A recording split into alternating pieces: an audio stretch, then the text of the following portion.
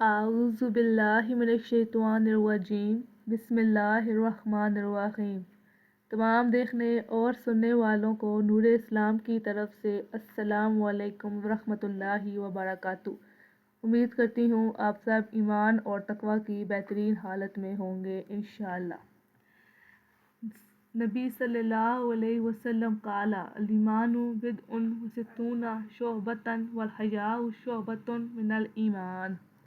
آپ صلی اللہ علیہ وآلہ وسلم نے فرمایا، ایمان کی 60 سے اوپر کو شاخیں ہیں اور حیا شرم بھی ایمان کی ایک شاخ ہے۔